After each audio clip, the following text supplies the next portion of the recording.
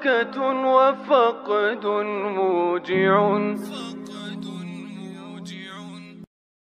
Baiklah, tadi topik kita adalah soal keabsahan zuriyah. Nah, ini belakangan menjadi perbincangan publik. Ada kontroversi soal keabsahan zuriyah atau keturunan Nabi Muhammad SAW di tanah air. Ada kemudian yang menggugat bahwa keturunan atau zuriyah yang ada di tanah air ini terputus nasabnya. Kiai. Nah, sebenarnya ada apa? Apa masalah sebetulnya dengan zuriyah yang ada di Indonesia ini, Kiai?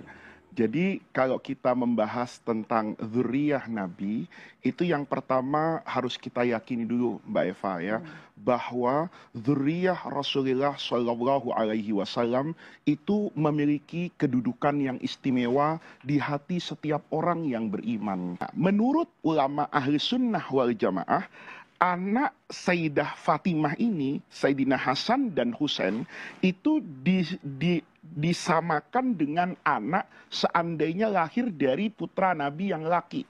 Jadi ada banyak dalil yang disampaikan oleh ulama-ulama tersebut, diantaranya begini. Kita mengenal betul ada yang disebut dalam Islam itu ahlul kisah, orang yang diselimuti oleh Rasulullah. Jadi ketika turun firman Allah, innama yuridullahu liyudhiba ankumur rijsa ahlal bait, Allah itu menghendaki untuk menghilangkan segala keburukan dan dosa dari keluarga Rasulullah.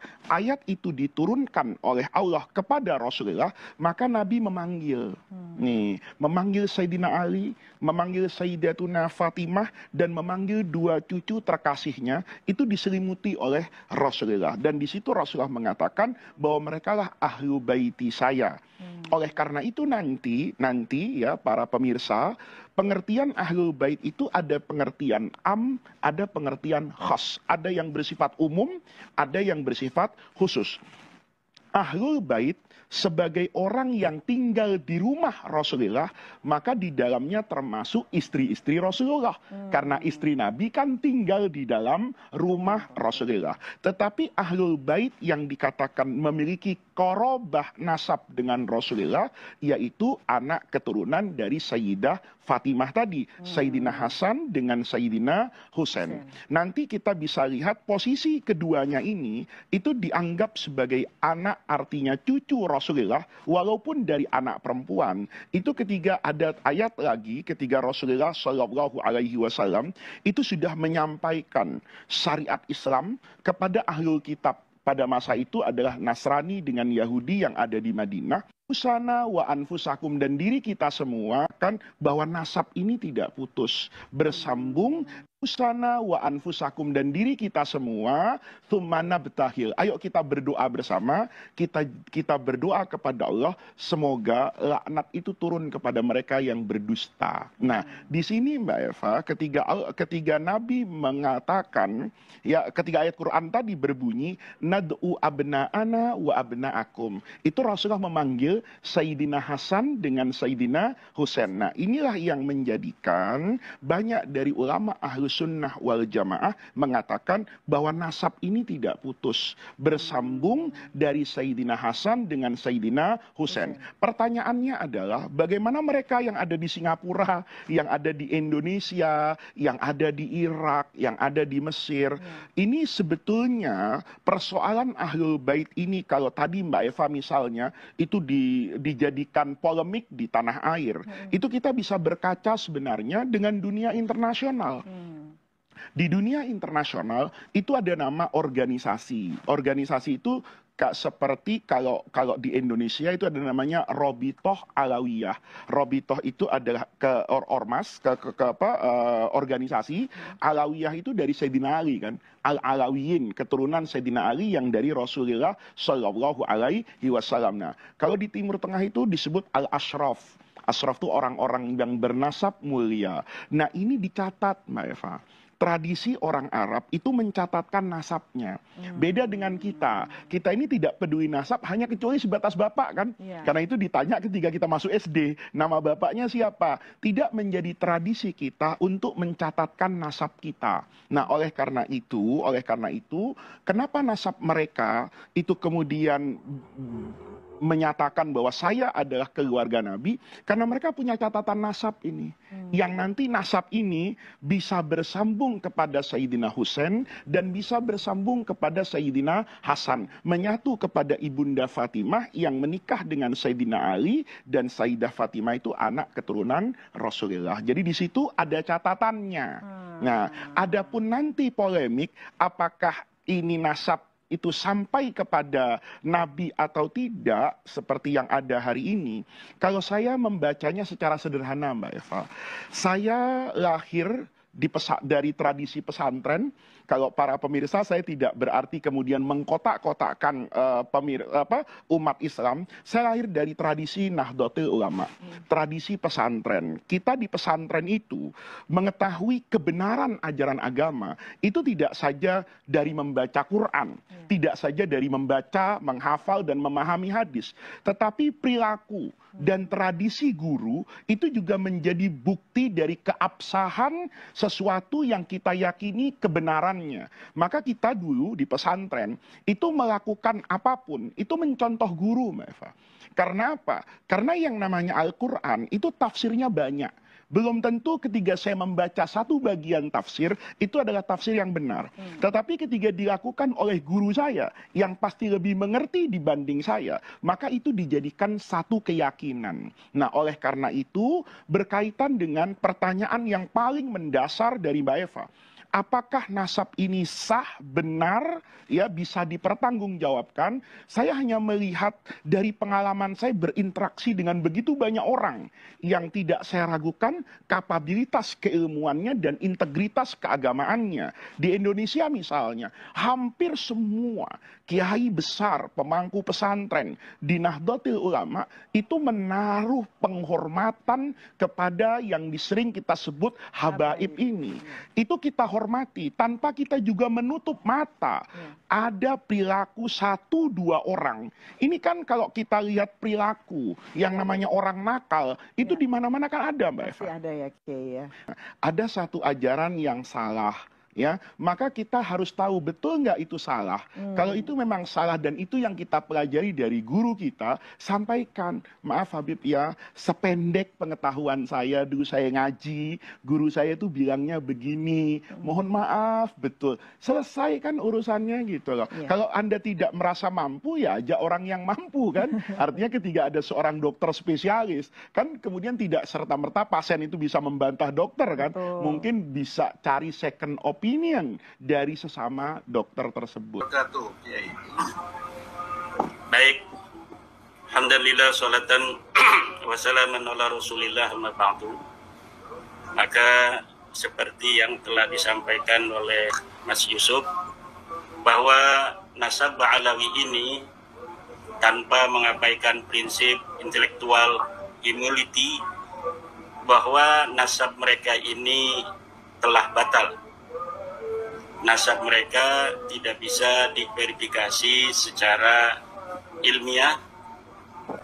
Pengakuan mereka tidak terverifikasi oleh kitab-kitab nasab yang sezaman atau yang mendekati dari masa hidup sosok yang mereka akui sebagai leluhur mereka, yaitu Ahmad bin Isa yang wafat 345 Hijriah, yang menurut mereka beliau mempunyai seorang anak bernama Ubaidillah yang tidak terverifikasi kitab-kitab nasab yang ada di abad ke-5, ke-6, ke-7, ke-8, dan ke-9, bahwa Ubaidillah ini sebagai anak Ahmad. Kemudian secara ilmu biologi juga telah dihasilkan sebuah kesimpulan berdasarkan para ahli-ahli biologi, baik yang ada di Indonesia maupun yang ada di luar negeri, bahwa hasil tes DNA dari keluarga Ba'alwi ini tidak terbukti mereka sebagai keturunan Nabi besar Muhammad SAW. Jangankan sebagai keturunan Nabi besar Muhammad SAW, hasil tes DNA mereka yang berhaplogrup G kebanyakan, ini bukan keturunan Nabi Ibrahim. Jadi jangankan mereka ini terbukti sebagai keturunan Nabi Muhammad, keturunan Nabi Ibrahim aja bukan. Karena dari mulai Nabi Ibrahim sampai sekarang, haplogrup itu haruslah sama antara haplogrupnya Nabi Ibrahim yang J sampai keturunan garis paternalnya yang saat ini ada.